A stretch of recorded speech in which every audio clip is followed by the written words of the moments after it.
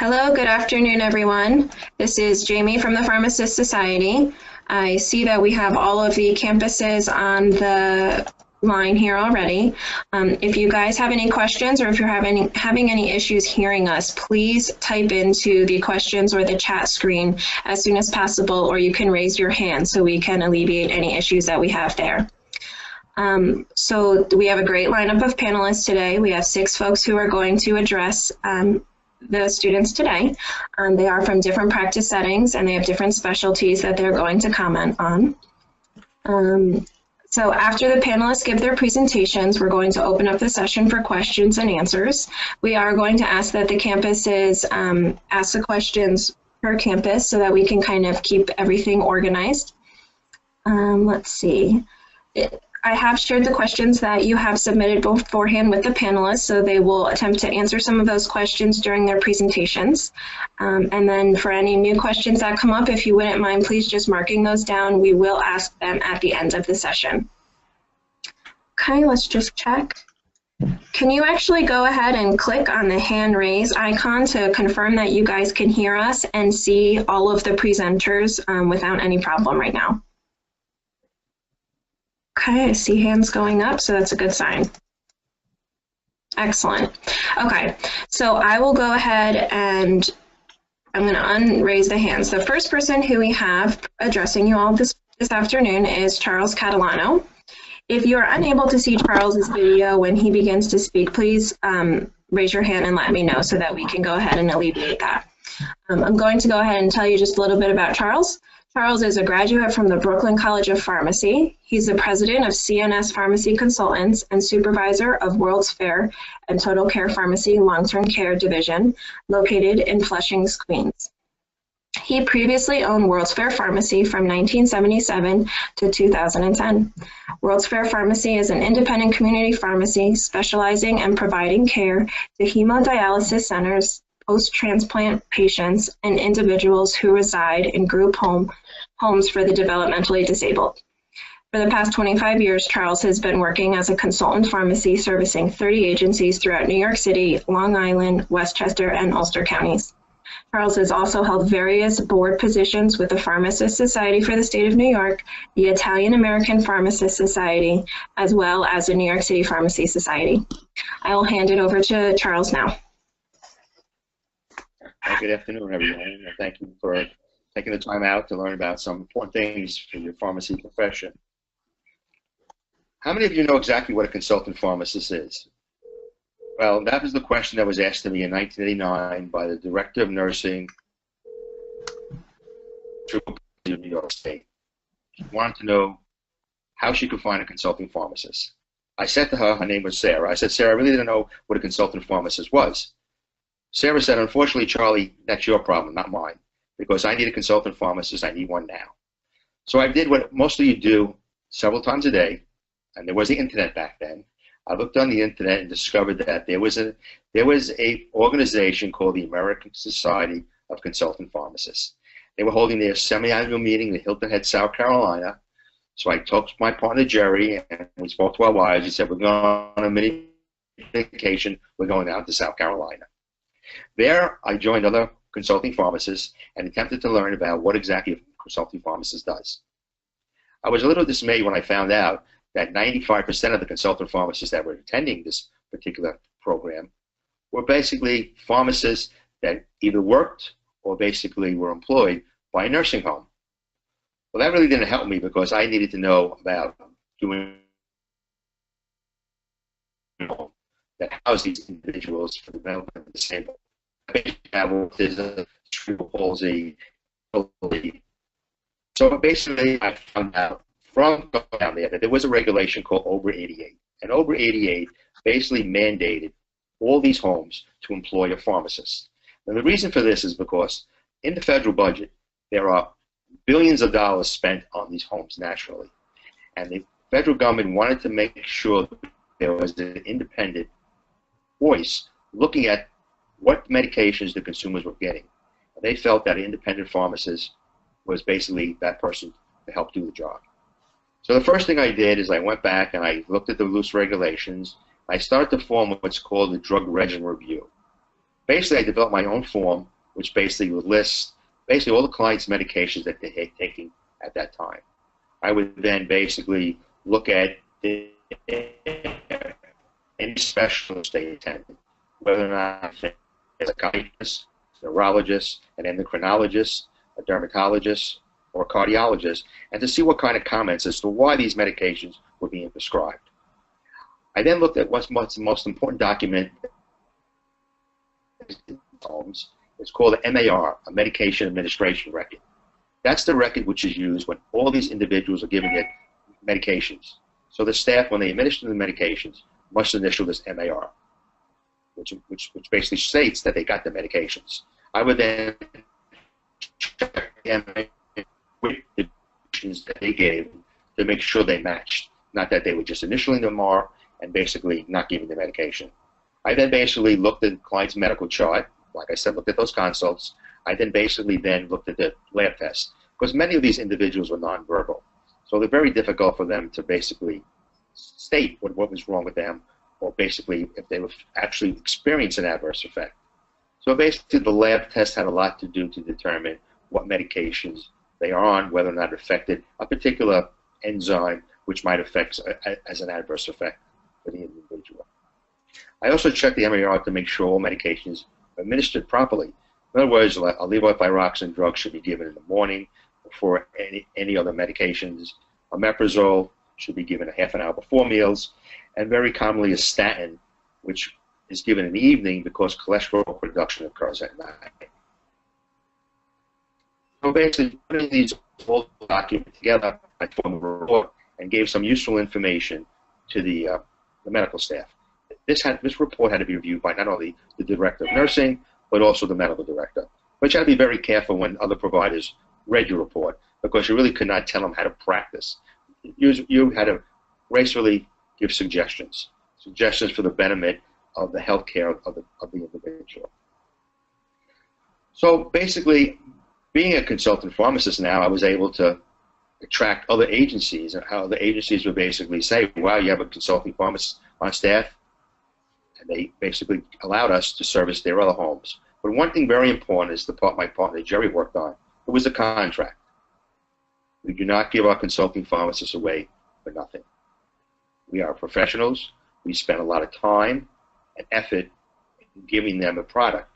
So any agency which my pharmacy at that time did both the vending, which is basically supplying the medications, and I myself acted as the consultant, I basically had a separate contract, and I would paid and still am paid separately by all those agencies. So basically, it's another facet of pharmacy which I'm introducing you to today. As far as my professional road in pharmacy, I started out as attending meetings to the Italian American Pharmacy Society way back when. I was influenced by many individuals, and basically they brought knowledge to these meetings about things that are happening in the pharmacy profession. You know, this is, believe it or not, this is the pre-PBM era. So basically, we discussed when the PBMs were coming up and how they would affect our profession. I basically went up the ranks of the secretary, first vice president, president-elect, and the president. But I really became more interested in pharmacy when I learned about the New York City Pharmacy Society. In fact, an organization started by both my partner and one of our other speakers, Joseph Navarra's dad, John Navarra. They actually had their first initial meetings at my pharmacy on the second floor. I began to get involved with this organization and learn that it's important that each and every individual pharmacist get to know the rules and regulations about their profession. Because one thing about our profession is the fact is that it's heavily ruled by laws and regulations. And the only way those laws and regulations could be possibly changed is if you become involved. So when I became president of the New York City Pharmacy Society, the board and I decided to hire a lobbyist. So at that time, we formed our second lobby day, which PSSNY takes involved in. And it's called the Independent Pharmacists and Pharmacy Owners Lobby Day. The reason why we separated it from the second lobby day, which most students do participate in April, is because a lot of the issues dealt by pharmacy owners were directly involved in the budget. And the governor's budget basically is discussed through the middle of March. Because ever since we had Governor Cuomo, he always wanted to have a budget on time, which is April 1st. The other issues, like immunization, basically, they didn't want to deal with before March 31st. So that's why the second lobby day is very important, that you students come up to discuss issues about immunizations and other rules and regulations that affect the profession of pharmacy.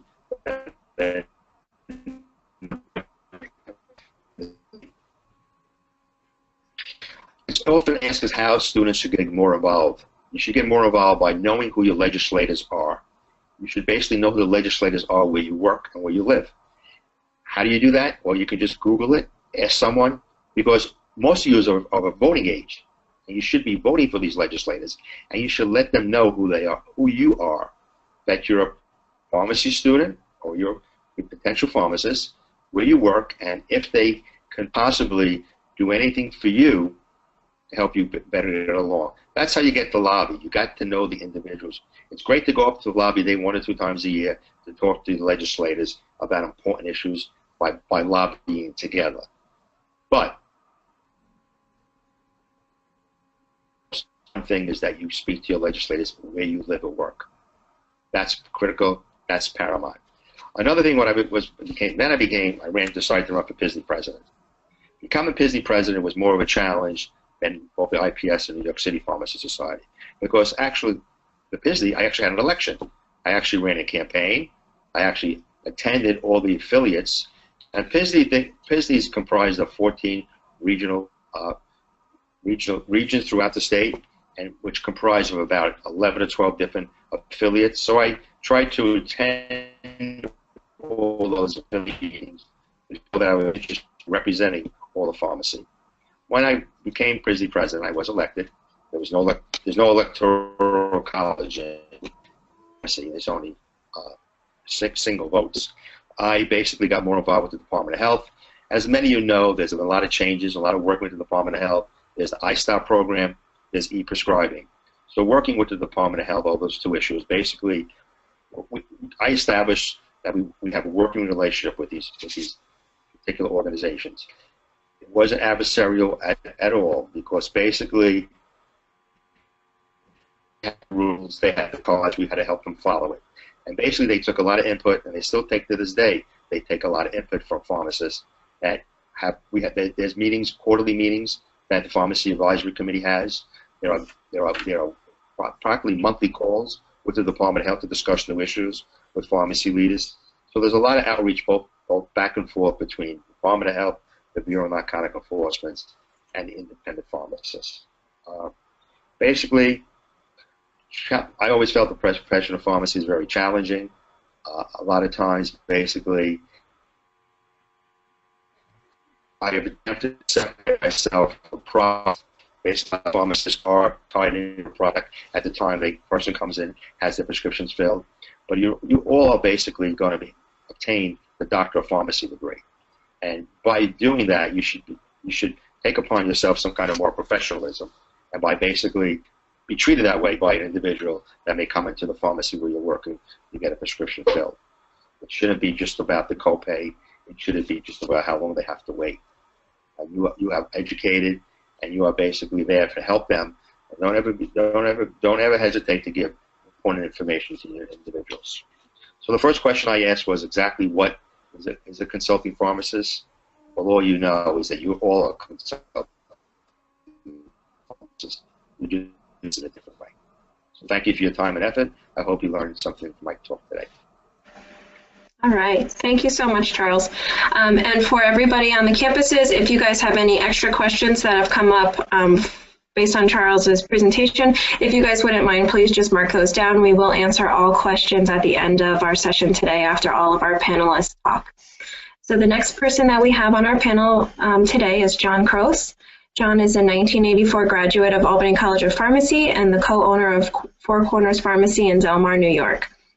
His past experience in community pharmacy includes Bantam store manager with Phase Drugs, as well as 18 years as a pharmacy district manager with both Phase Drugs and Eckerd Corporation. His final 2 years with Eckerd Corporation was as a regional manager, overseeing and being accountable for all aspects of the operations of 50 locations in Albany and Hudson Valley region. He opened Four Corners Pharmacy in 2005 as a brand new location in the Delmar area of Albany County, offering services of home delivery, durable medical equipment, immunizations, compounding, and veterinarian prescriptions, medication synchronization, and compliance packaging. John has served 10 years on the New York State Board of Pharmacy and is currently an extended member. He has also served as the chairman of the board in 2013, with chair of the Part 3 committee, and he currently serves on several subcommittees. John currently sits on the Pharmacy Advisory Committee for the New York State Medicaid, and he serves as a medical volunteer in Albany County. John, I'll turn it over to you now. Thank you, Jamie. And I'd like to thank the campuses for allowing us to do this video conferencing today, and for PSSNY to arrange to set this all up. I would have done very bad if I was asked the question, where do you think you're going to be in 5 years, as I was in your position 30 plus years ago. But it's a common question, and I guess it illustrates the point. Where you think you're going to be is not where you're going to end up, and it's quite a travel, or the journey itself is quite a good experience. I started, as I graduated in 1984, working for an independent all through my college years, my internships. I was not a big fan of chain environment. I always wanted to be in a independent store, and that's where I started my career. Due to family reasons, I needed to provide health care for my wife and our first child. A mutual friend of mine stated there was a position open with Phase Drugs, which Charlie and John may remember, but I don't know how many in the campuses will know, is a small regional chain, about 150 stores. And I was very fortunate in accepting that position, in that I had a great supervising pharmacist who allowed me to grow and learn the system and realize chain environment maybe not that bad. It's really what you put into the effort of it. I was very fortunate at that time that Phase Drugs had what is called a Bantam division that sought out successful independents that were looking to sell their store, and looking for someone also to carry on the way they ran their store. And Phase came up with a very unique idea of running that store as an independent, but with the buying power and the operational management. We were the first chain to be computerized, and combined the best of both worlds. And I fell into a very nice situation where I was able to basically run an independent store, but not have to worry about paying the bills, and have Phase provide that financial support.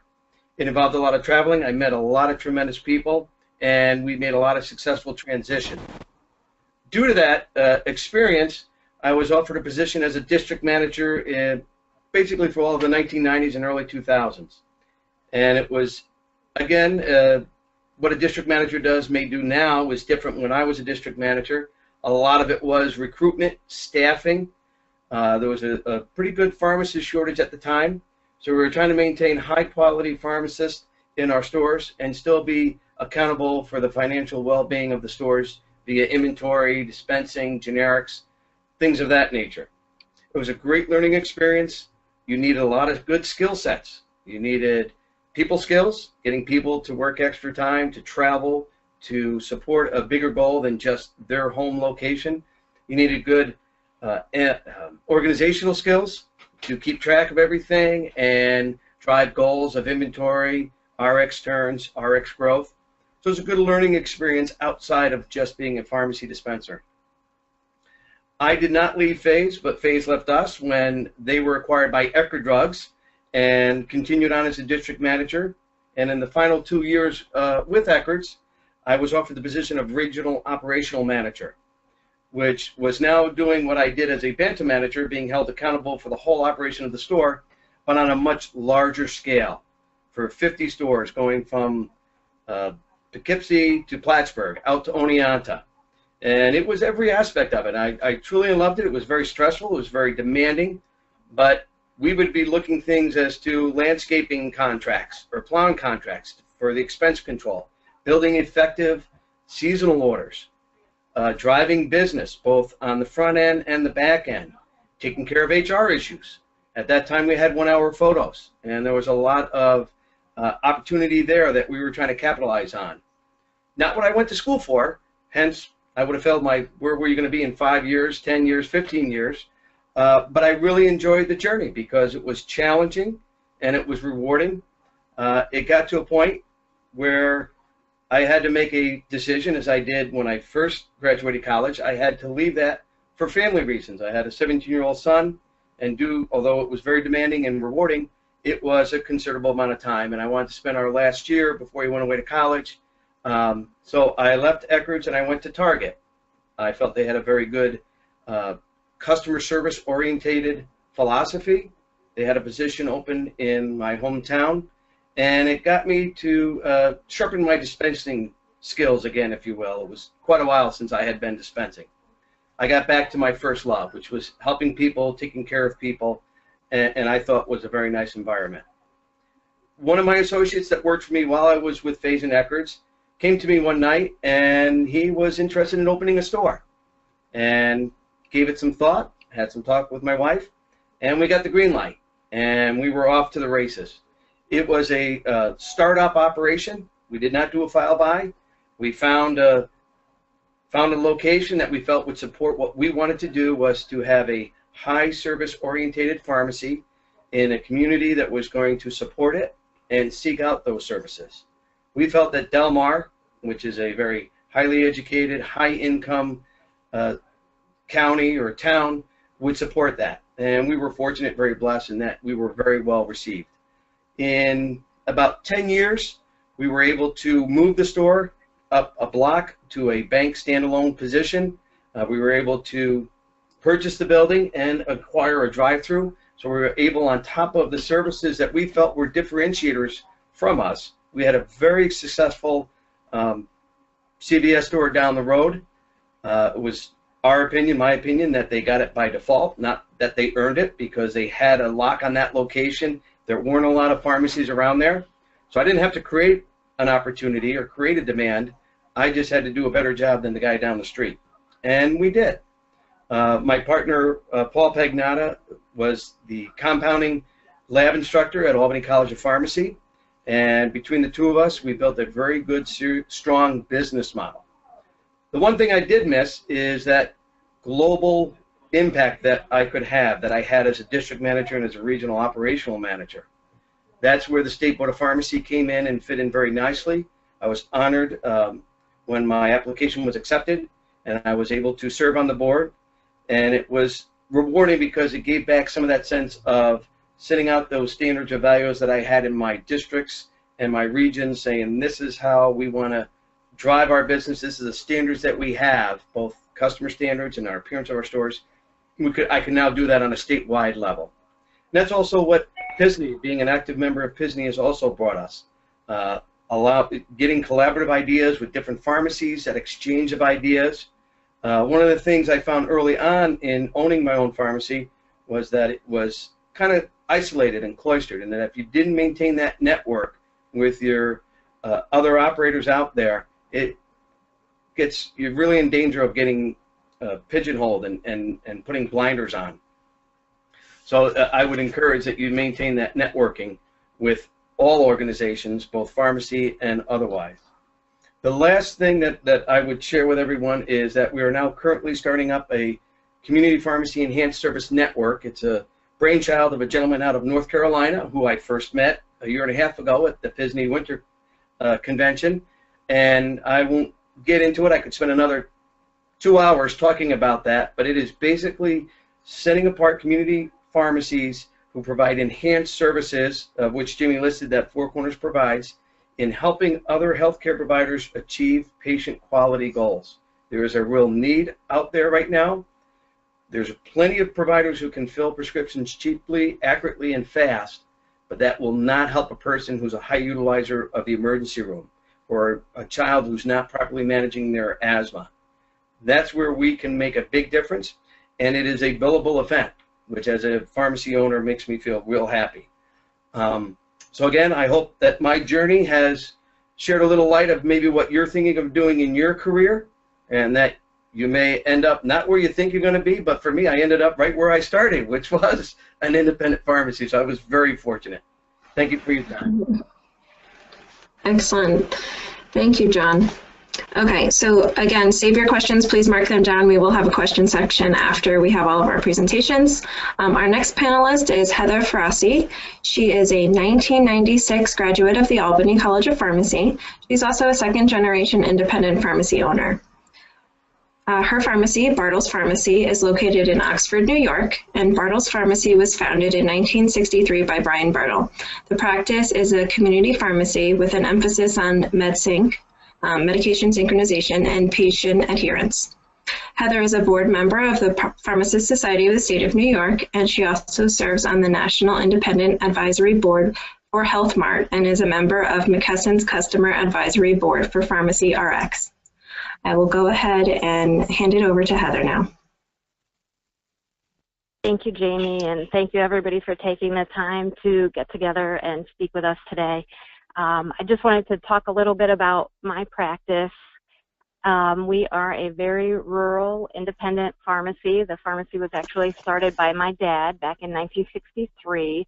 So I kind of grew up in the business, and things have changed a lot since I remember being involved in the business.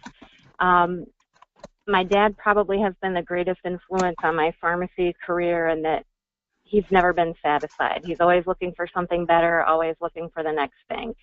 We were one of the first pharmacies in our area to become computerized in 1980, believe it or not. I remember getting our very first computer here at the pharmacy, but he never stopped there. We got a robot. We have done all kinds of things. So just when we think, you know, we've done it, we've really, you know, reached the next level of success, he always says, what's next, guys? We can't, you know, sit around and wait for status quo. So that's where our med synchronization and our adherence compliance program has come in. What is med synchronization? I guess I was a little surprised to see that question because for me it's such a way of life. So it was a good reminder that not everyone is aware of that. I refer to myself as a clinical community pharmacist, and the reason that I do that is because we have so many of our patients synchronized, which the process of med synchronization is where we coordinate our patients to be able to receive all of their medications at one particular time, and whether that's monthly or every 3 months, depending on what their insurance allows. It really has freed up a lot of our time as pharmacists to get back to our clinical roots. We're able to identify therapy gaps. We really emphasize on our STAR ratings. I'm not sure if everyone is familiar with those as well, but there are some guidelines that affect pharmacy reimbursement and DIR fees, and so our emphasis has really been on those adherence guidelines, and the med synchronization process has been a great tool to help us meet those goals. We currently are in the top 20% of pharmacies nationwide, and we are in the top 5% of Health Mart pharmacies nationwide. For a small rural community pharmacy located in, you know, a town you've never heard of, I consider that a pretty good accomplishment. So the med synchronization process that we do, we actually call all of our patients. We do that 10 days before, and we do a med reconciliation where we have a technician call them, and they go through all of their medications and confirm the directions and the dosages that each patient is taking. We then, 5 days before their pickup date, actually fill all of the prescriptions. So the nice thing is that we have been able to reduce our inventory, which from a business side of things is a great thing for us because we're not required to keep all this medication on hand and hope that someone actually shows up to need those prescriptions. We've reduced our inventory by probably about a third. The medication is bought and paid for by the time it actually arrives into the pharmacy. So we do the med reconciliation, we do the fill process, which buys us time to address any prescriptions that don't have refills, any prior authorizations, anything that needs the pharmacist's attention, and then 5 days later the patient actually picks up. And we have an appointment-based model, so each patient actually has a mini appointment, but it's a little more extensive than just a consultation with each of our patients, where they're offered a flu or pneumonia shot. We ask them if they have any questions or any concerns about their current medications. If we have identified therapy gaps, we let the patient know, and we let the patient know why it's important. One of the things we've really been working hard on is statin use in our diabetics, and for whatever reason, we have a lot of providers that are unaware of how important that is. So we found that the patient actually can be your best advocate, because once they're aware that there's an issue and that something could actually benefit their health, they become their own best advocate, as long as they're properly empowered to do so. So the MedSync process has really been a great process for us. We have over 575 patients synchronized, so it requires a lot of work on our end, a lot of hand-holding for all those patients, a lot of phone calls, but I think it elevates our level of professionalism with local providers in the sense that they know we're taking care of their patients. We are in phase 2 of our adherence compliance program, where we now are in a data collection phase where we're able to filter and sort our data based on ordering provider and be able to show that ordering provider, these are your patients, this is what we've been able to do, and we're going back and asking them to please consider our pharmacy when they have difficult patients, because we know that we're able to help them. So that is the next step in the med synchronization. Someone had asked a question about how do we do proper counseling and maintain a profitable business and maintain that balance of doing the right thing for the patient, but realizing that pharmacist time is expensive. That's a great question, by the way. The MedSync program has really kind of been the answer to that. We're able to do more with technicians, and our pharmacists are basically freed up to do a lot of MTMs. They do probably 20 of these mini consultations today, and this year alone we've done over 800 flu shots, and we're still going strong with that. So our pharmacists are very valuable to our business, and we've created an environment by adjusting our workflow to a more predictive workflow than being very reactive, where we're able to know when we need our pharmacists on, when we need 3 pharmacists on, when we only maybe need 1, and that way we're really a little bit more nimble with our hours. I guess I have been involved in PSSNY for a very long time. Growing up as a second-generation pharmacist, my dad would have probably hunted me down and shot me if I hadn't have been a paying PSSNY member from the time I was in college. So locally, I was always involved, attended the meetings, and, you know, got my CE and helped out locally. I didn't get involved at the state level until fairly recently, and a good friend of mine was our current regional rep, and his time was expiring, and he thought of me, and I'm very grateful for that opportunity, because in all honesty, PSSNY has been such a blessing for me in the sense that there have been so many great mentors in PSSNY that I have learned so much from, and that not only helps my business, but it helps my professionalism. And I would really encourage all of you students to be involved in your student PSSNY chapters and get involved and know who your legislators are. It's one of those things when you're not involved, you really kind of don't have the ability to complain because you're not really doing anything to solve the situation yourself. So PSSNY has been a great thing for me. I have made, you know, lifelong friendships. I've had wonderful opportunities, and I can't say enough good things about the organization. I'm not sure if anyone has any further questions, but we'll be happy to take those later. But that is my pharmacy in a nutshell. Thank you for your time. Excellent. Thank you so much, Heather. Okay, so our next panelist is going to be Joseph Navarro. Joe Navarro, he is the owner of the Town Total Compounding Center in Melville, New York. Joseph graduated from St. John's University College and Pharmacy of Health and Sciences in Queens, New York. Town Total Compounding, I'll get it, I promise. Town Total Compounding Centers is a PCAB accredited compounding only pharmacy providing sterile and non-sterile compounding prescriptions. Joe has been very involved in professional organizations promoting and enhancing the practice of pharmacy at a high level. Joseph has held various positions with the boards of the Pharmacist Society of the State of New York and the New York City Pharmacy Society. Joe is certified in delivering medication therapy management and in pharmacy-based immunization delivery training.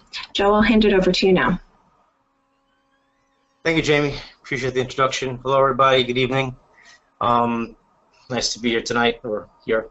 I'm gonna go over my work history and then some of my society history and title together to show you how I feel that it's made me successful.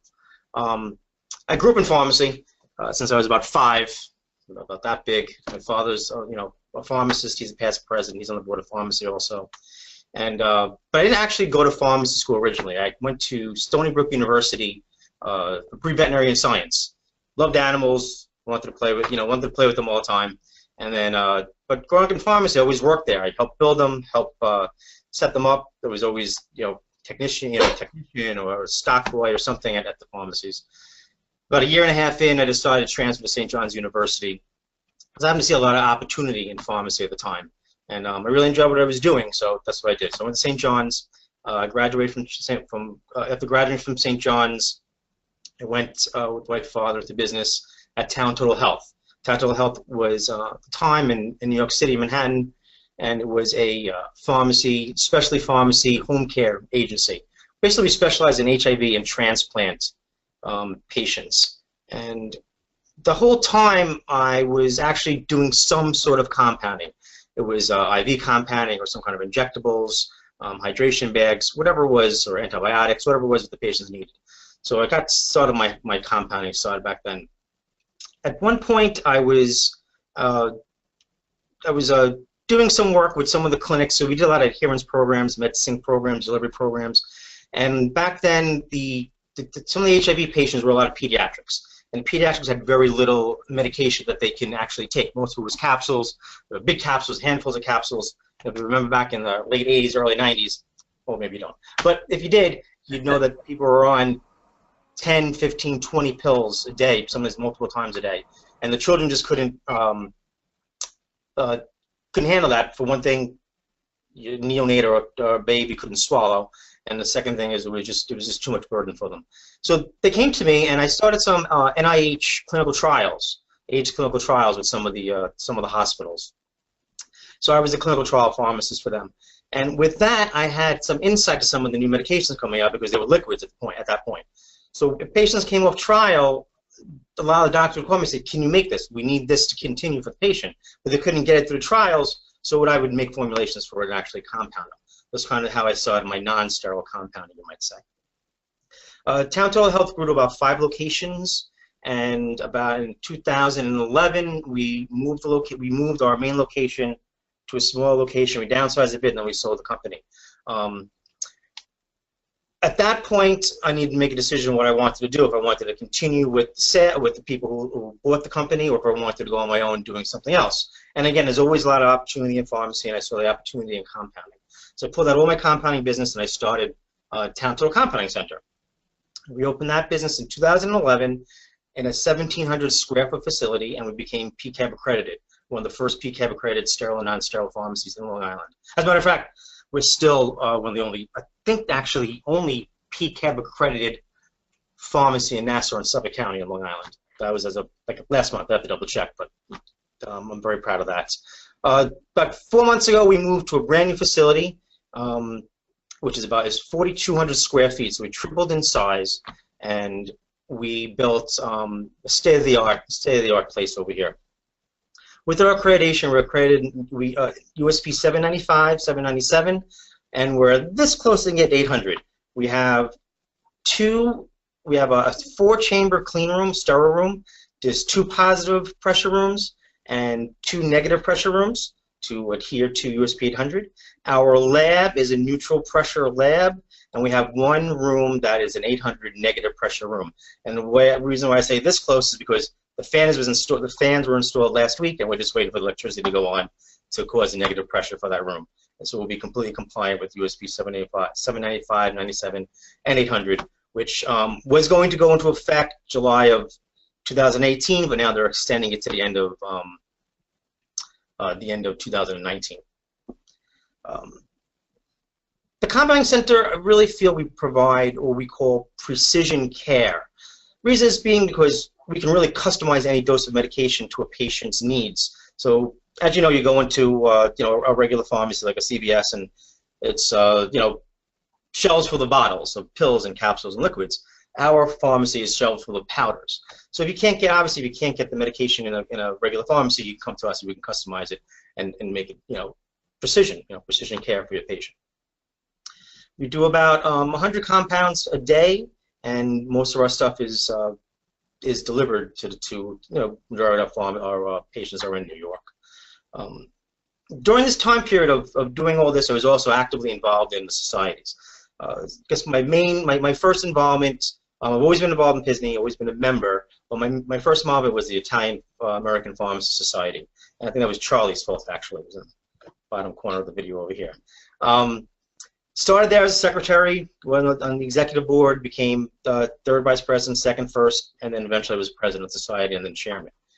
With that going on, I decided that I was really interested on the state level of some of the some issues that were going on. So I would go to the PSSNY board meetings. You're allowed to go with invite. You can go to the PSSNY board meetings, sit in board meetings, sales run, how it's going on. I ended up being on a couple of committees there. I ended up being on the PSSNY board. And then one day someone said, why don't you run for office? So I ran for second vice president, first president-elect, and I was president chairman of PSSNY. I think it was 2009. I'm also involved in IACP and CPA. I'm also a member of PCCA. I know it's a lot of letters, a lot of acronyms, a lot of things going on, but I'm going to tie it all together to show what happens with, being involved really affects your success as a professional. PCCA is the Professional Compounding Centers of America. They provide a lot of services for compounders. They provide product, supplies, information, formulations, things like that, testing. I'm a member on their concierge group, and I'm also just been invited to be their advisory group. So I really feel my point showing you that I was chairman of this, president of that, and advisory board here is really a voice for change. If you're not involved and you just sit back in your chair, you're just going to be stuck in your chair. I feel that my business has really grown from one completely different business model to another one that tripled in size due to the fact that I'm involved and I know what's going on, and I'm on the forefront of things information-wise. And I have input. So if someone calls me and asks me for input, I could actually help enact change of what's going on with my profession. So people go, oh, I can't be president, I can't be chairman, I can't do all this, I'm too busy. I'm not asking you to be, or would expect you to be. I wasn't at first either. I never really expected to be growing up, if that's what my direction would be. But the ground floor is very easy. There's a lot of meetings that go on in your areas. There's a lot of affiliates that happen that are connected with PSSNY. Go to a meeting. Just hang out for one day. It always feels like I'm looking down. I gotta move my camera one of these days. But go to a meeting. Just see what's going on. Maybe you get invited to have a board position, which means you go to a meeting once a month, 10 times a year. You talk, you discuss options. No one's asking you to say that to be involved. You have to be a president or chairman and spend a lot of time and energy doing something. You could be in the ground floor and get just as much access and information. It's really a professional growth thing. My history is going through different pharmacy models, growing every model, and with that growth came contact networking and connections through the societies. So I really advise you or encourage you just to go to a meeting every now and then, get the information. It'll make you a better pharmacist, it'll make you a better employee, make you a better owner, make you a better professional. Thank you. Excellent. Thank you so much, Joe. Okay, and next we have Keith Rowe. I'll give you a little bit of information on Keith. Keith is a graduate of the University of Buffalo School of Pharmacy and Pharmaceutical Sciences. He has a dual degree of a PharmD and an MBA. During his education, he was active in both PSSNY and his regional affiliate of PAWNY. It's the Pharmacists Association of Western New York. Upon graduation, he was offered a job at Independent Health, a managed care organization where he was an intern. Currently, Keith is in charge of pharmacy analytics and is involved with regulatory compliance in Independent Health's pharmacy department. Additionally, he is a current PAWNY president and he sits on the PSSNY board of directors. Keith, I will hand it over to you now. Okay, thank you. First, I want to apologize. We're not allowed to have cameras where I work because of the amount of PHI that we have.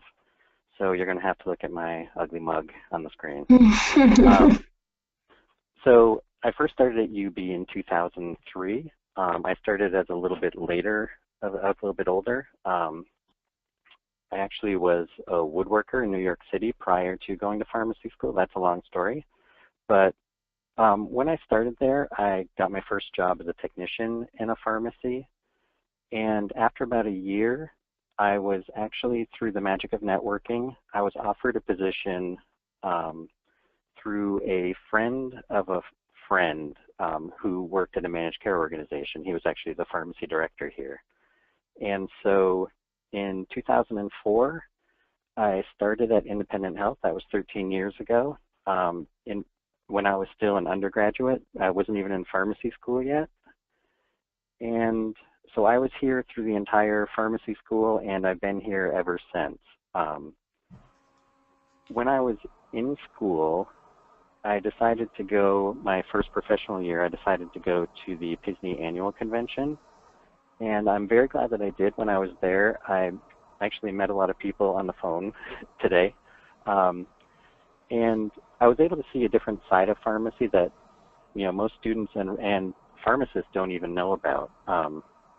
One of the things that sticks with me to this day that I learned while I was there was that there was a bill that was introduced which would allow nurses to dispense a limited number of prescriptions for pay. And what really struck me with that is not that PSSNY was opposing it. I completely agreed with that. But when I went back to Western New York, no one knew about it. No one was even aware that this bill was introduced, which would allow nurses to dispense medications. You know, that's really a pharmacist's job, and no one knew about it except the people that were actively involved in PSSNY. And so that kind of cemented my involvement in PSSNY. The following year, I decided to run for the student chapter. I was the vice president and then the president of the student chapter of PSSNY, and I attended many of the PANI board meetings as well in Western New York. While I was in school, I also decided to do an MBA. That was mostly because of my involvement here at Independent Health. And at UB, they actually have a focus on healthcare for the MBA program, so I was able to take a lot of healthcare-related classes and really kind of hone what I was doing at Independent Health while I was in school. So as soon as I graduated, I was hired by Independent Health actually as an MTM pharmacist, which is technically still my title to this day. But I only did that for a couple of years. What they really needed at Independent Health was someone who understood pharmacy and could get involved in some of the other areas that we need to be in. As healthcare becomes more and more complicated, there's more and more regulations that we have to follow, and there are more and more, there's more and more data that's out there. And we really need to use the data in order to make informed decisions. And so my job has really evolved away from MTMs and more towards analytics and regulatory compliance, which is, as Jamie said, that's what I currently do. So just tell you a little bit about Independent Health. We're a small healthcare organization in Western New York. We have approximately 400,000 patients that we manage.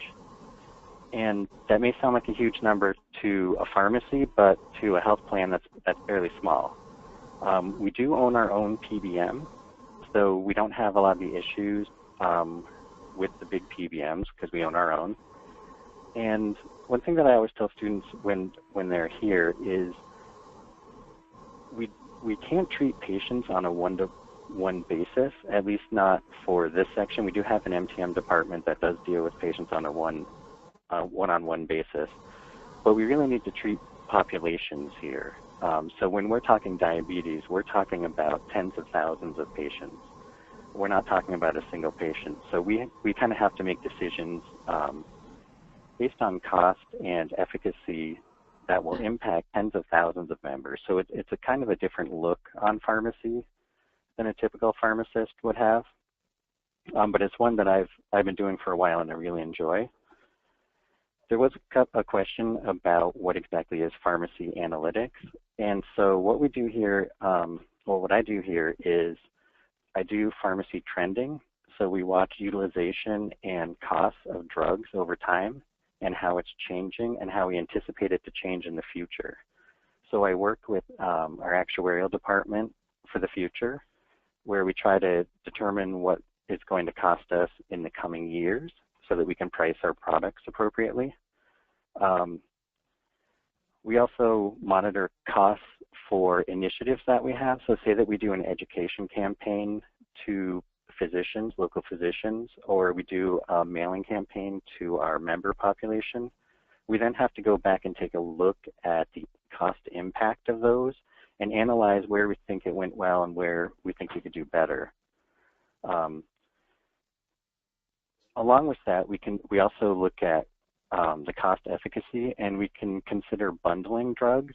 So we can, on the medical side, we can bundle some drugs in with certain services, and we can offer cost sharing to providers so that if they reduce the overall cost of the patient, we can share some of that some of the savings with the providers.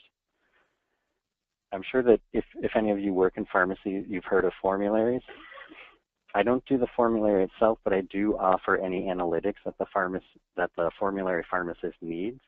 So a lot of times they'll be looking at a category review, and they'll want to know which medications are kind of out of line as far as their efficacy goes, and with relation to their price. As some of you may know, a lot of generics have been getting more expensive rather than less expensive, and sometimes it can throw a formulary out of whack and may require a second look at a class that don't have any new drugs in it. I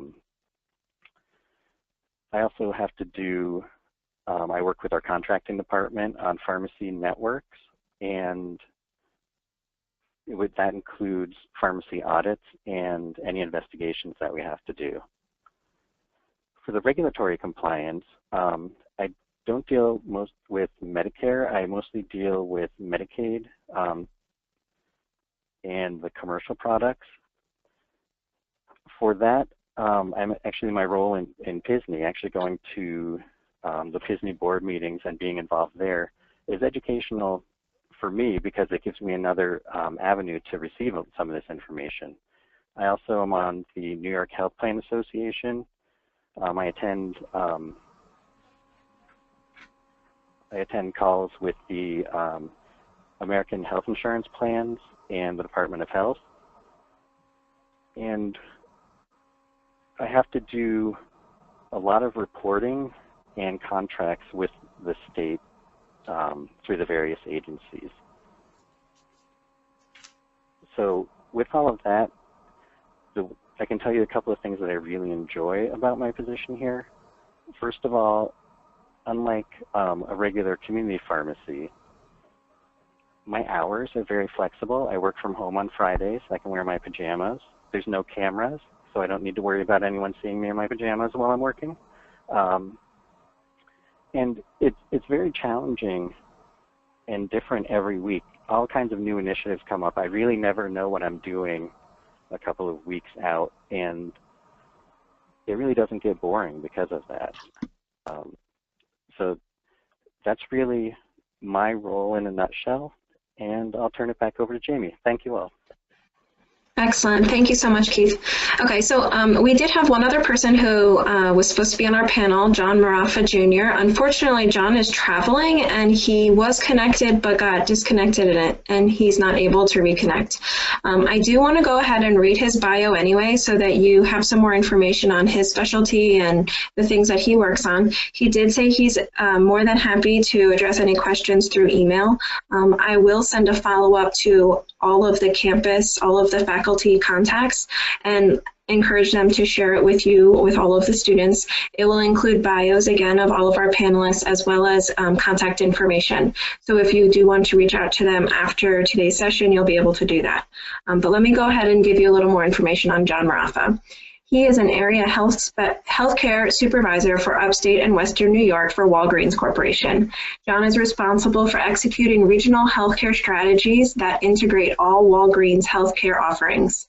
He advises on pharmacy strategy, engages and empowers others, leads change, and drives results using management principles, employee development, and relationship building.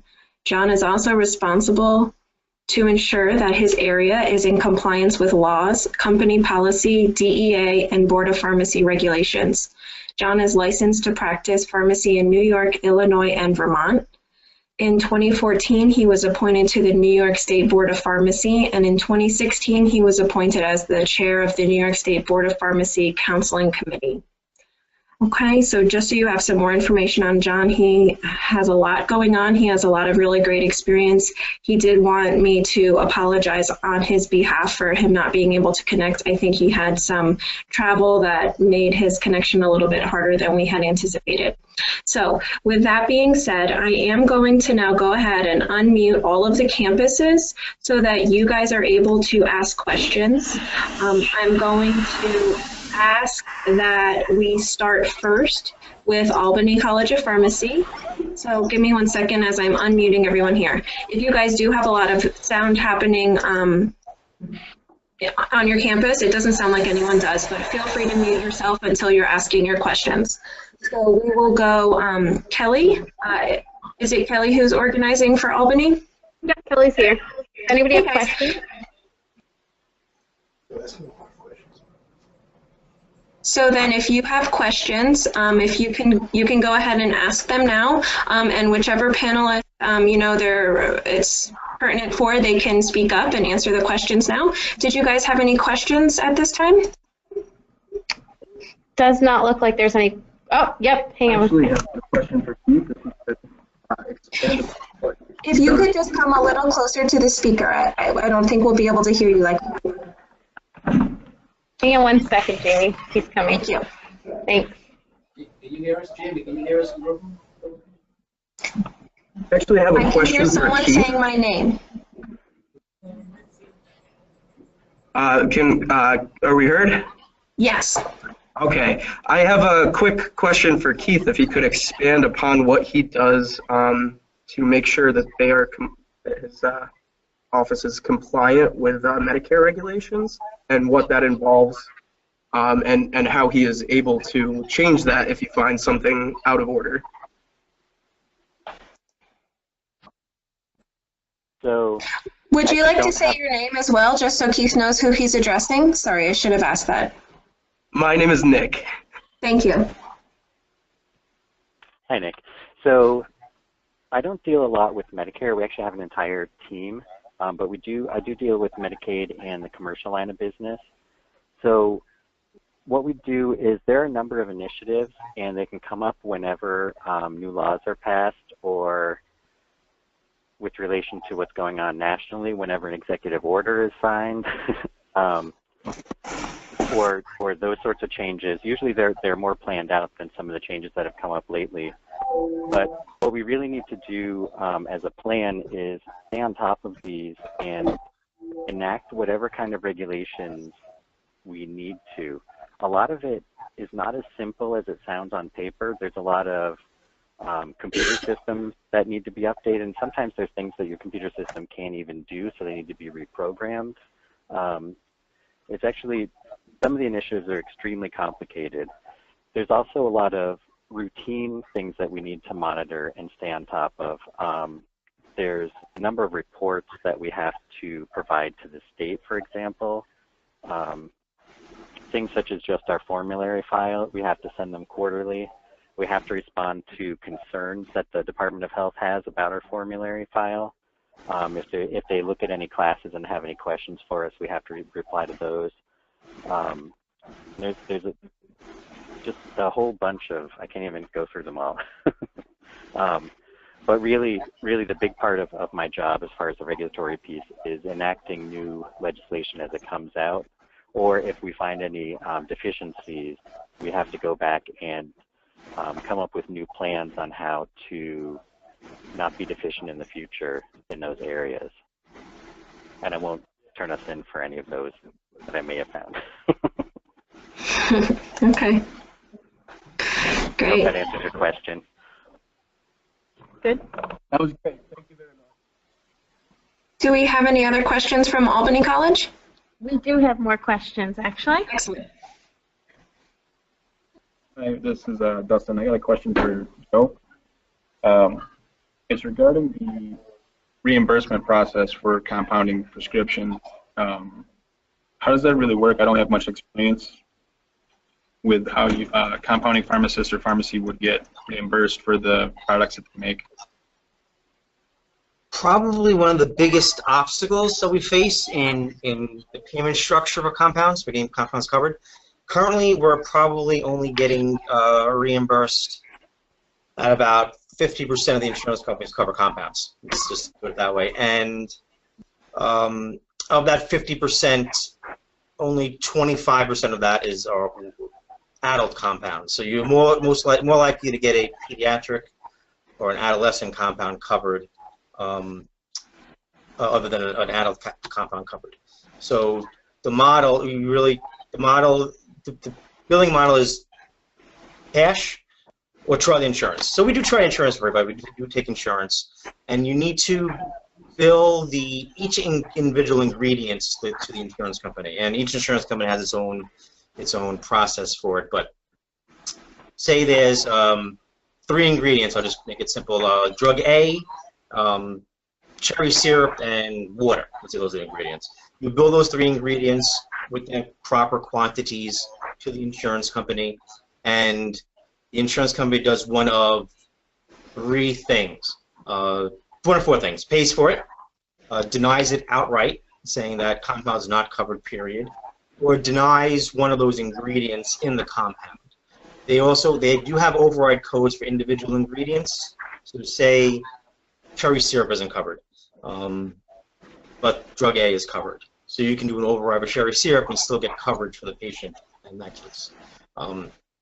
There are also different, they call levels of effort for the insurance companies to pay you an enhanced fee. So the enhanced fees go anywhere from $15 to $60 usually. Some insurance companies have a sterile enhanced fee for $100, and you need to code that correctly also. So it's not the easiest thing to do. You need to know your insurance companies. It takes a lot of trial and error, and then you have to. And if you don't do it right, then upon audit you lose the whole thing anyway. But you have to build each individual ingredient, and you need to keep a compounding record of what exactly you build, so you can match what you build on your computer to what you actually gave to the patient, according to the proper NDC number. I mean, it's a little more complicated than that, because each insurance company has some of its own process and rules in place for it. But it can be done, and you'll get covered about 50% of the time. Thank you. Okay. Any other questions from Albany? Yeah, one more. One more. My name is Ben. I have another question for you. I was just wondering. We can't hear you. Oh, can you hear me now? Yes. All right, I have a question for Joe.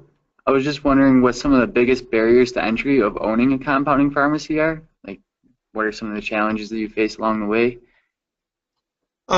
Equipment. Equipment is a big outlay of money to open a pharmacy. If you do, depending on what you're doing. If you're doing a non-sterile pharmacy, it's a lot easier. The setup is a lot simpler. The equipment, really don't need much equipment besides the basics to start with. I do recommend getting some automated or equipment, capsule machines, mixing machines, things like that, if you can do anything in a bigger sense.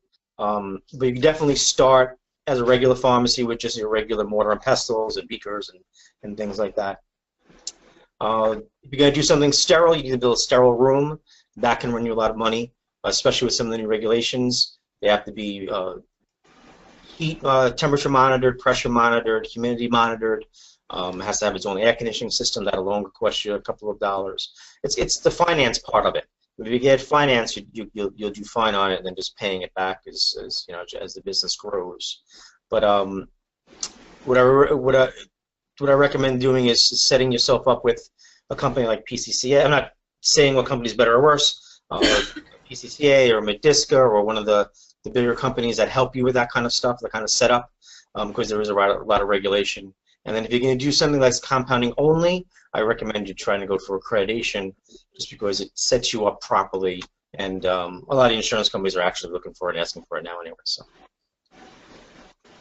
Okay, great. Thank you. All right, thank you guys. Now let's move on to Binghamton. Sarah, Lynch, do you guys have any questions from Binghamton? Hello, we do not have any additional questions at this time. Okay, all right. Thank you to everybody. And again, if you guys do have any questions, the panelists have indicated that they'd be happy to, answer those after, even if things come up, not immediately. They do want to share the contact information with you, and I'll make sure to send that out to everybody. Okay, let's move along to Toro. I see Dr. Ray, you're on. Does anybody at Toro have any questions? Can you hear us? Yes. Could you hear us? Yes. Our question is for all of the pharmacists. What is the biggest risk you've taken in your career? Great question. I'll go first if you don't mind. Oddly enough, it wasn't opening the store from the ground level, and I don't know if ignorance is bliss, and we just didn't know what we were getting ourselves into. It was actually the 9 years later when we made the decision to move the store into the freestanding location of the bank. At that point, we had something to lose. We had built a successful business, and everything on paper said it was going to make it better, but if it ain't broke, don't fix it. And we really had to kind of convince, not too much, but convince ourselves it was the right thing, and fortunately it was. So for me personally, it wasn't opening the store. It was a financial investment on both me and my partner's part. We had the support of both our wives, who managed us through the first year or two of low to no pay. But it was really that move that I think gave me more sleepless nights. Okay. Charlie, Joe? I usually take very calculated risk. Is any risk? Basically, the risk is. Yeah, Charlie.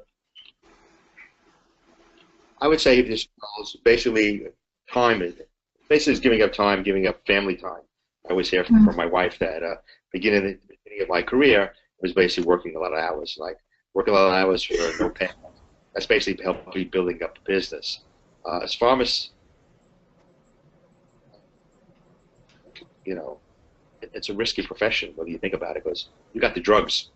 A lot of people want those drugs, so you always got to be safe and cautious as well. So that's a risk of every single day as well. But otherwise, basically, the risk is basically time. You have to dedicate time and effort, and you got to be committed to your profession, whether it's your own work or you're getting involved professionally. It's time. You got to be able not to say no. Okay, when you put yourself into volunteering, it is volunteers. Not often we attend meetings, and there's a lot of people complaining about why is it busy doing that? Why are we doing that? Hey, we're a group of volunteers. We don't get paid for anything. We give up our time. We spend our mileage driving places and tolls and gas, but we do it for our profession. So basically, in my career, the risk has been time you away from your family. I guess I was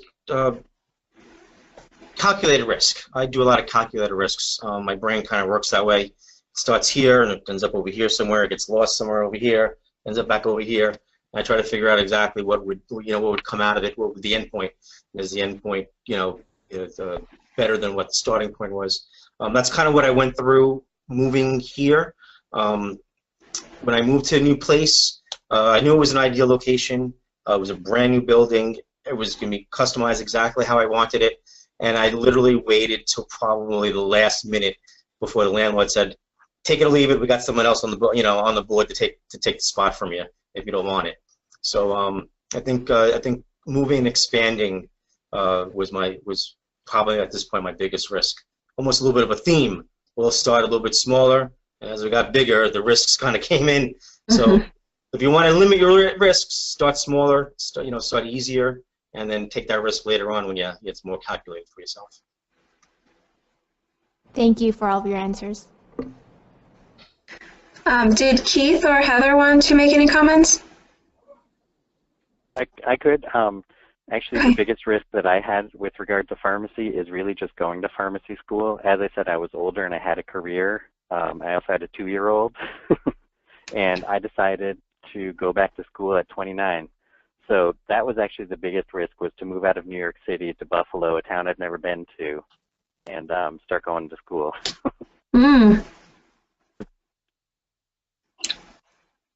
Heather, did you want to make any comments? I would say that probably the biggest misperception of a family business is that it was easy. And so for me, that probably was the biggest risk, was to make the decision to come home and join the family business.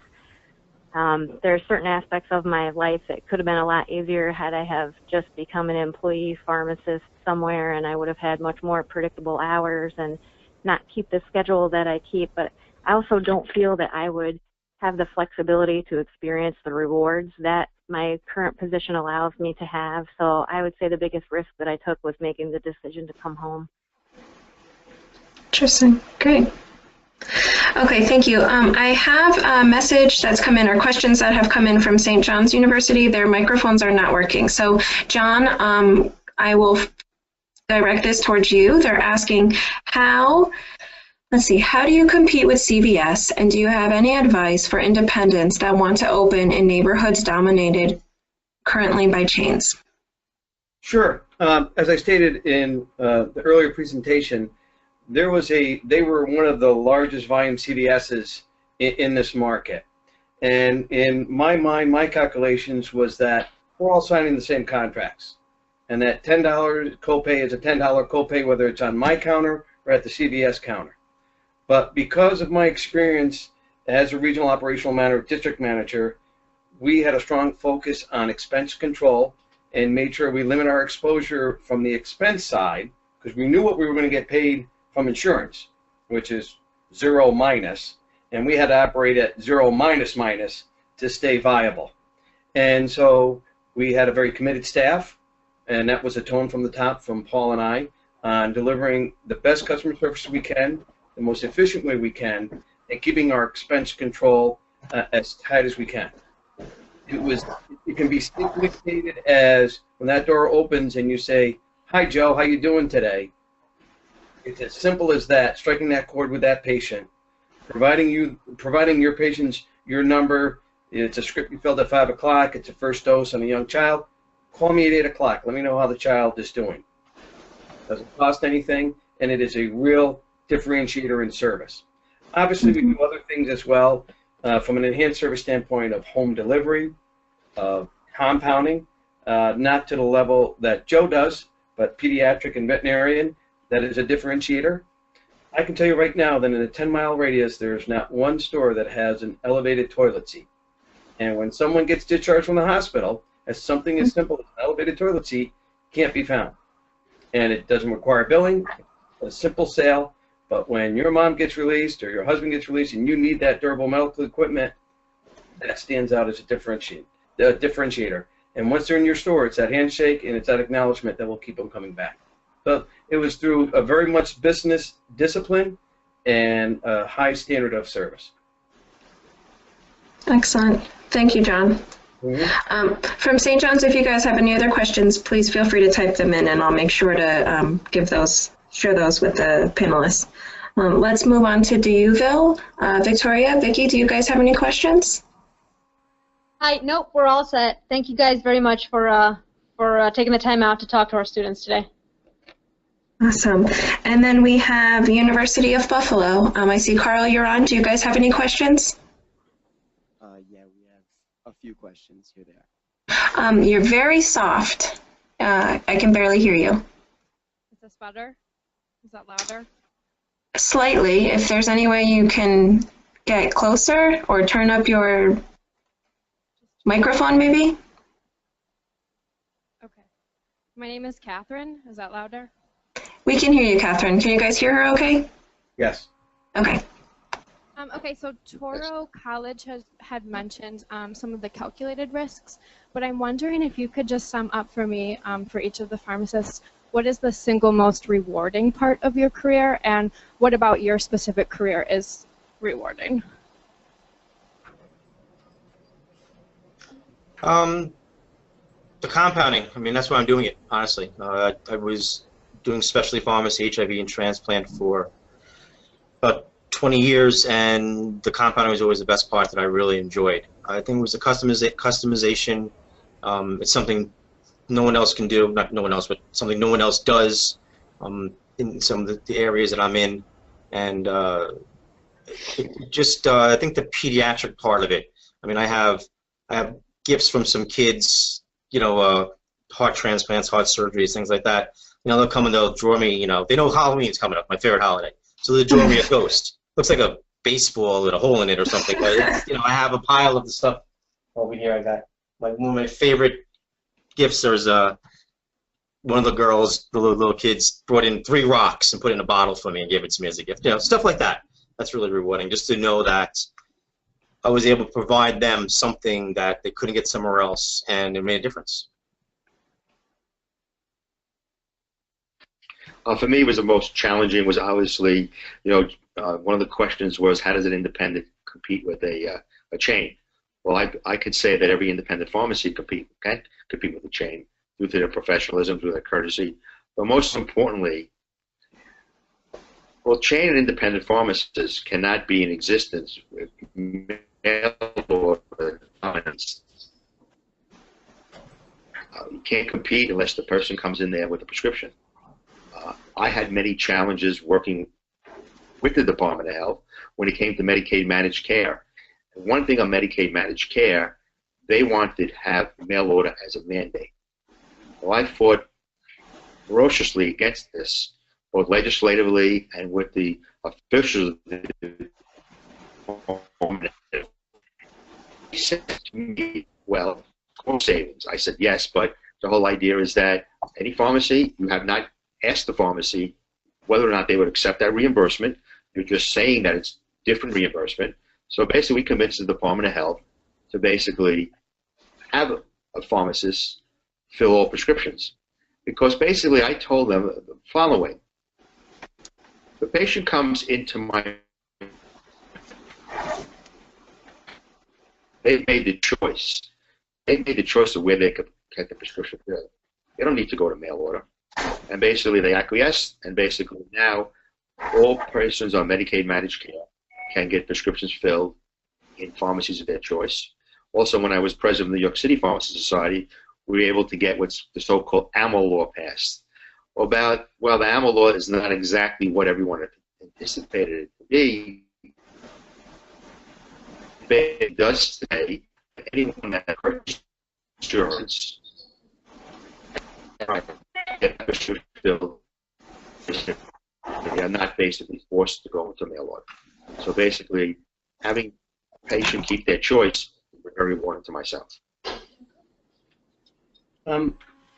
I find most rewarding very similar to Joe's and Charlie's in that having a patient that I did something 2 months ago and they came back and just wanted to take the time to thank me and thank my staff for what we did for something that we didn't give a whole lot of thought to. It's just the way we practice. And that's so rewarding to get that feedback in an establishment that is built with your own vision, with your own standards on how you want to run your practice. And that's how we look at it at our locations. I'm sure a lot of other independent owners. It's not how you want to run your store. It's how you run your practice. It's more than just a 9 to 5 or 9 to 9 position. The other rewarding part of my career is serving on the New York State Board of Pharmacy and my involvement with the organizations with PSSNY and CPA, and really being awed and admiring other people's drives and motivation, their love and passion for pharmacy, and how they convey that in what they do every day. And it's rewarding and very motivating. So those would be my 2 instances. I think for me, it's I don't have a lot of big rewards. I have a lot of successes and a lot of opportunity where I can develop my own processes for identifying new areas where there could be cost savings or better therapies offered. And I'm continually, rewarded with new things that I develop from the ground up, taking it and bringing it and presenting it. And in independent health, they're very open to new ideas, and I'm able to take these and develop them all the way a lot of times and see the cost savings. Sometimes it's in the millions, and this is money that we don't have to charge to patients now, to our members in the form of a premium. This is really decreasing the premium as much as we can, and so I find that very rewarding. But then again, I like puzzles and analytics, and so that's what I find very rewarding about the path that I've chosen.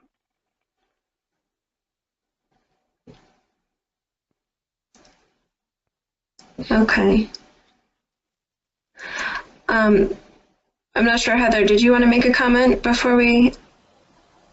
Okay. Sure. Do we have any other questions then from University of Buffalo? I have a question. Hi, my name is Mary. I guess I could direct my question to Joe, given your focus on accounting. I wanted to know your opinion on, since personalized medicine is becoming a large focus, what you think about the use of 3D printers for printing out things like tablets and capsules.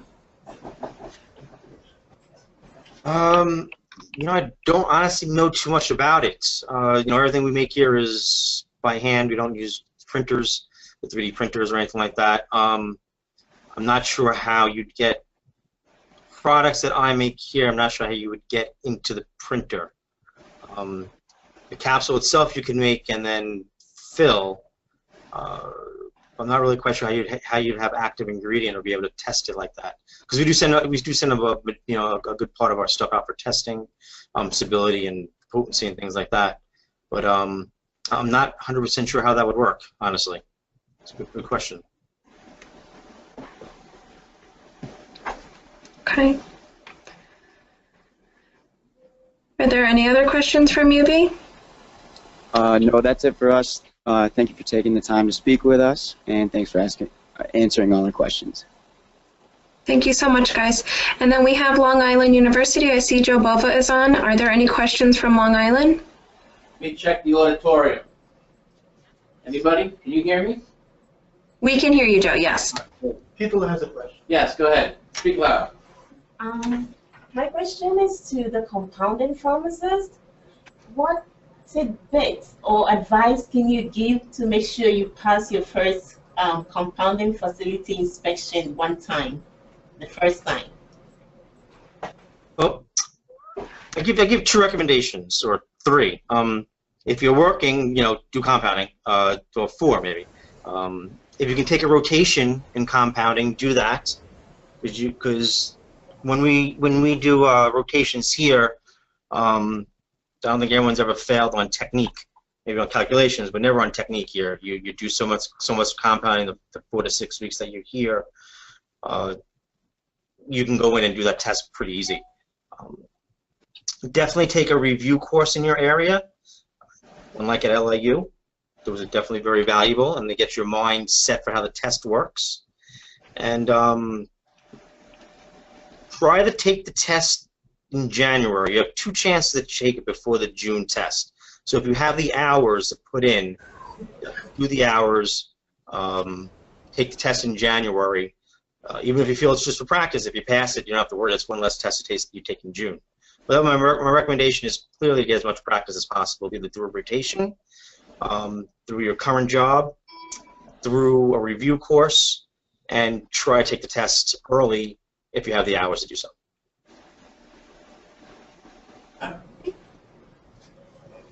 Are there any other questions from LIU? Would you do it all again? Yes. Compounding, yes. Charles, you're not confident. I was going to say, Charles is not so sure. Pharmacy professor, that's another lecture. I can tell you how I got to pharmacy school. That was yes. But I think there's a lot of pessimism in the profession today, and I'd be curious, if you know what you know now, would you do it all again? Absolutely. If I ended up where I'm at now, There was a lot of pessimism back when I graduated, and there was pessimism 10 years after I graduated, and 20. There's always new challenges. You can be pessimistic about it, or you can see the opportunities, and that's right now what my belief with the Enhanced Service Network, that the new North Carolina model is not being pessimistic. It's seizing that opportunity and seeing that there is something for us on a clinical side, from the medical side, to be more than just dispensers. And that was true 10 years ago on another issue, or consulting pharmacists that Charlie had experienced. It is adapting and growing to what's out there, not looking at what you don't have, but what you can make out of what's in front of you. So I agree. There's also a lot of Great opportunities attitude. for collaborative. I would like to see collaborative practice issues taking place where a pharmacist can collaborate with his local prescriber on monitoring a patient for diabetes, hypertension. You know, there's so much opportunity out there for pharmacists. It's really not, the pessimism comes, of course, I guess, with the reimbursements on the PBM side, but still, you got to develop your own practice. Collaborating a practice with a local physician is paramount. You know, I've been, my pharmacy, I've been working with the local physician for 40 years. He happened to open up his practice the same time my partner and I opened up our pharmacy, so we've grown together. But basically, get out. Pharmacists have to get out behind the bench. You know, that's how you have to do it. Walk your community. Walk. That's how you get business. That's how people get to know you. Don't expect people just to come to you, because there are many pharmacies in many communities. The only reason why people are going to know you're different is if you get out there behind the bench, get out into the community, get out to meet your local prescribers. That's how you can be more rewarded for your profession. How you can enhance your practice yourself, because it's a practice. It's not just waiting for someone to hand in a piece of paper for you to fill a prescription. Now it's not even a piece of paper. Everything's electronic now. So that's what I suggest. There's a lot of optimism, but you have to put the time and effort in there to enhance your practice.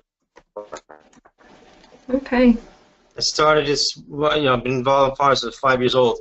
Heard all the pessimism back then, and still, I made my choice to go into pharmacy. You know, built the pharmacy, heard pessimism all the way through. You know, I was involved in all the, you know, in developing the laws and going to PSSNY and going to Albany, and just keep finding new opportunities. So, pessimism is more of a localized or small area, especially if you're involved. There's a lot of opportunity out there for you. Excellent. Does anybody have any other questions from the campuses? I think we've addressed all of the folks who are on. Thank you guys on the panel so much for all of your different perspectives, the information. I think it's wonderful, and that you're offering up your contact information after today is great as well. There's one other plug that I'd like to put out for all of the students who are participating. Please make sure that you check out PSSNY's midwinter meeting that's coming up in January. It will be in the Albany area. It's at the Desmond Hotel. All of the information is on the homepage of psny.org. There are student sponsorship opportunities, student business plan competitions, poster presentations, a whole slew of student-specific programming that's available. Please check it out and let us know if you have any questions. For this session, I will be sending up some follow-up. Please make sure that you ask your faculties if you don't see it soon. And thank you guys, everybody, so much for participating today. This is the first time PSSNY's done this kind of session, and I think it's been a great opportunity. So thank you guys so much. Great. Thank you. Have a great afternoon, everyone. Good night. Thank you.